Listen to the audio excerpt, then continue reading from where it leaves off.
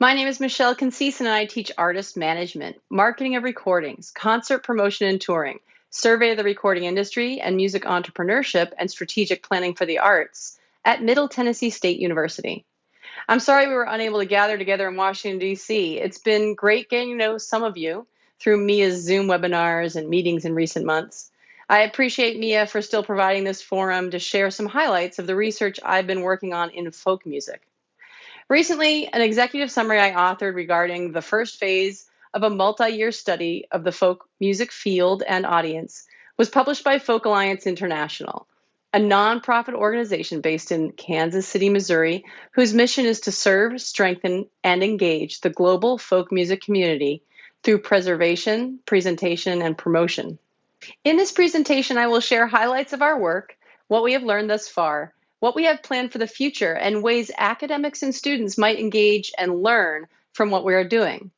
This research is a good example of ways educators can collaborate with music organizations and research firms in meaningful stakeholder research to advance the field.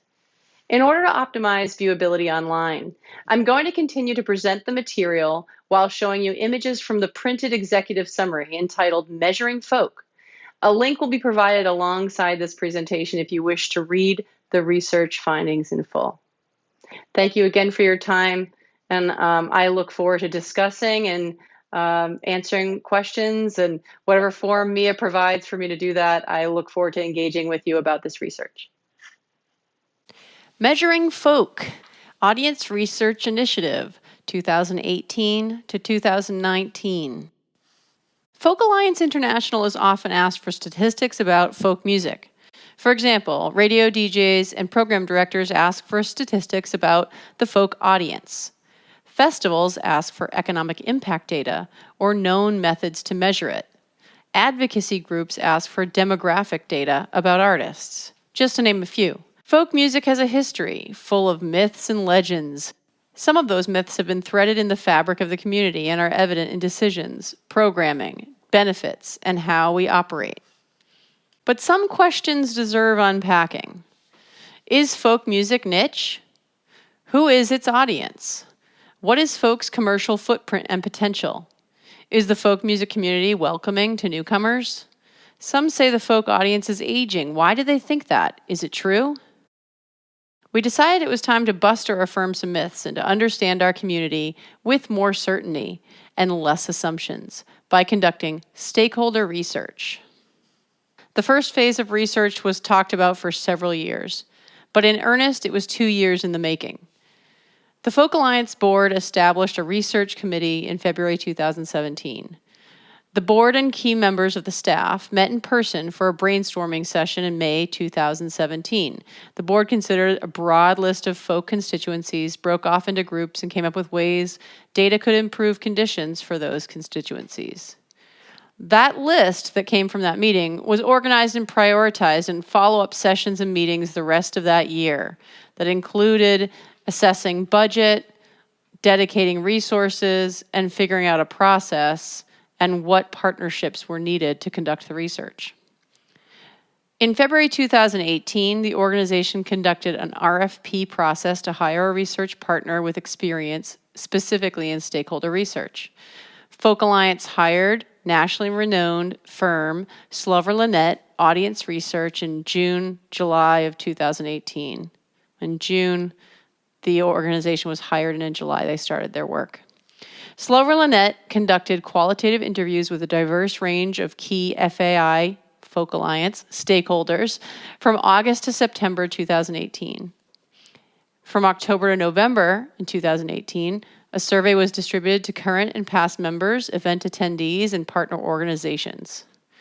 Initial findings were delivered in December through January. Some of the initial findings were verbally shared with the community in an annual general membership meeting at Folk Alliance's conference in Montreal in February 2019. Official documentation was published and released to members, distributed throughout December 2019. We started our research by evaluating our own field and industry community. Our first phase of research was delivered in 2 steps. Step 1, in-depth qualitative interviews. Step 2, online quantitative survey. Folk Alliance membership is organized into 5 regions of North America and many countries internationally. The survey results include perspectives from 2,099 people who play a role in the folk field, with initial focus on the United States and Canada. About half of the respondents were Folk Alliance International members and half were not. A detailed geographic breakdown of members and respondents is available in the paper. The findings represent a wide range of roles and ages, educational backgrounds, and gender. However, most respondents identify as white. Responses skewed older, and 50% were artists. This does not necessarily indicate that the ratio is reflective of the makeup of the broader community. Remember, it may mean that these members of the community are more motivated to respond to a survey. Most roles revealed gender parity, except media was 32% female. Presenters identified as the most educated and most likely to be FAI members. Those in artist or industry roles were younger than those in presenter and media roles. Let's look at some of our key findings. First, a passionate pursuit. More than 1/3 of respondents consider folk to be a key part of their personal identity, with 73% saying they work mostly or entirely in folk music. Artists were more likely to personally identify with folk than others in other roles in the field. Almost half feel folk is a key part of their personal identity. Artists are the most likely to say they work in multiple genres. That's 69%. People age 55 or older are more likely than younger people to consider folk as a key part of their personal identity. Key finding number 2, many hats worn. We have been long aware anecdotally that many people hold multiple roles in the folk music community. We encounter that mostly at our events when people are asked to say what their role is, and they insist in us adding categories, and this has been sort of an ongoing thing over many years with Folk Alliance and other folk-related industry events. For example, someone might attend an event and want to be identified as both a presenter and a radio DJ. This was all very anecdotal, as I said, but it never had been examined further before now. The research revealed that multiple roles were actually not an anomaly undertaken by the most ambitious members of the community, but rather they are a norm in the folk community. Here you see artist, presenter, industry, and media, and what their secondary roles mostly were. Some of the most insightful findings we have are these anecdotes and stories we were told in the qualitative analysis. The folk field generally shares a vision for the central values of folk. They strongly feel it provides a means of connection both in time, past and present, and between people, artists, and influence. There are many values that are shared, and that was evident in the study results.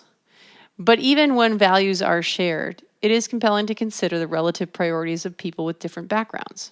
Interestingly, in this research, distinctions are seen in how different age groups perceive the central values of folk. Evidence was found of shifting priorities at different times in life. Now, this could be generational or related to life stage. Further inquiry would be needed to really know. Aspiration versus reality. The folk field largely values inclusiveness and different perspectives, but community members are well aware that their self-defined folk community falls short in reflecting the diversity that they idealize. The community overwhelmingly expressed belief in all these values. Over 60% of respondents thought these elements were important. Welcoming of newcomers, supportive of each other, accepting of cultural differences, representative of all ages, racially diverse, socioeconomically diverse, international, active in social change. 60% of respondents thought they were all important.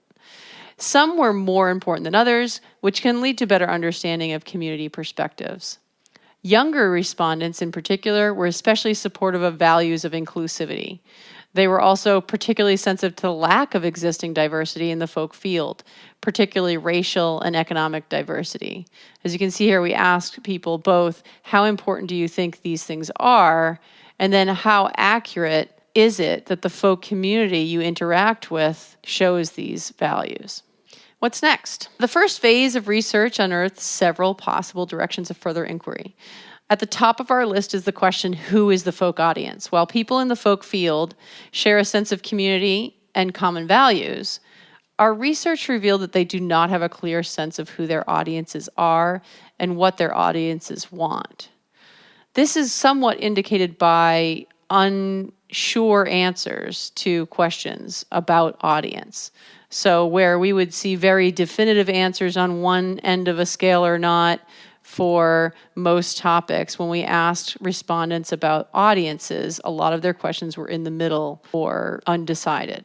Additionally, the research showed people in the folk field perceive their greatest challenge to be the financial aspect of the industry, especially artists and older members. Now, this has been further evidenced in recent months as worthy grounds for future study. After the publication of our initial findings of Phase 1, we designed Phase 2 research that was intended to be carried out at folk events, conferences, and festivals over the course of this year. We are now in the process of re-envisioning Phase 2, given the reality of festival cancellations and the global pandemic. We are identifying funding sources for our next phases, looking for partners to work with to help collect data and expand this research, and endeavoring to build support for folk research by sharing these initial results at industry events, conferences, and research conventions. All of that said, I appreciate you spending time and looking at this research with me.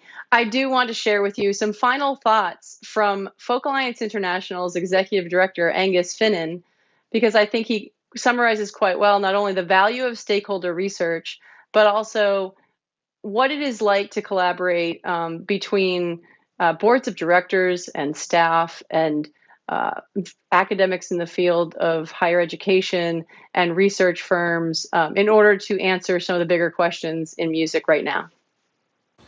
Hi there, everyone. My name is Angus Finnan. My pronouns are he, him, and I'm based in Kansas City on the traditional territories of the Kansa and Osage Nations.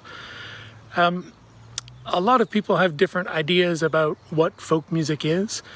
Certainly for many, and the lion's share of the public, perhaps, folk music is seen through the window of time that was the golden era, the 60s and 70s, the days of Pete Seeger, Buffy St. Marie, Harry Belafonte, Odetta, Joan Baez, Judy Collins, and affectionately known within the folk community as the Great Folk Scare. But ultimately, folk music is a living tradition and the music of the people in its simplest definition. One of the great challenges for us as an international organization is to escape the demographic limitations and lens of folk music as seen through the white audience, white industry, and white festival and venue community that has certainly welcomed diversity within it, but not necessarily come from it or represented the global folk music traditions. So looking at the folk music of Estonia, which is very different than the folk music of Japan, just as the folk music of Alaska is very different than the folk music of Louisiana, we're presented with the reality that what has been and the lingering view of the genre may not necessarily reflect in fact, doesn't reflect the depth of tradition and definition that folk music has in different places and in different communities within the cities that we serve here in North America as well. So one of the motivating factors for doing our research was really to look at those myths and demographic stories within our own genre and community and organization, and to call some things into question. There are limitations to the research in that who we have contact with, albeit an increasingly expanded and more diverse membership, is still representative of a particular demographic view of the genre. Within the folk music community, there's a sense of tradition, of community, and of values. And sometimes there can be resistance to the use of terms, whether it's related to the business of folk music or to stakeholder research, and contextualizing it as getting to know the community better and having the community ask itself questions is one way of helping research land in a meaningful and non-confrontational way. I think that for our board and staff, the real interest was to ensure that the community had an opportunity to self-reflect and provide us insights that challenge some of our assumptions about who we were representing and what their interests were. I think more than ever at a community level, it's important for organizations to find ways to look beyond their own assessment, and certainly in the field of research to look to the professionals to undertake the work with a rigor and a methodology that avoids presenting questions to the community from inside an organization that may have some bias or have some desired outcomes. We were certainly surprised by some of the results, and that those surprises and some of the gaps in the knowledge and connection are leading us to our next steps in research. All of which we hope will inform not only how we serve the community, but who that community is, and that increasingly it be more and more representative of all of the folk communities and traditions reflected globally.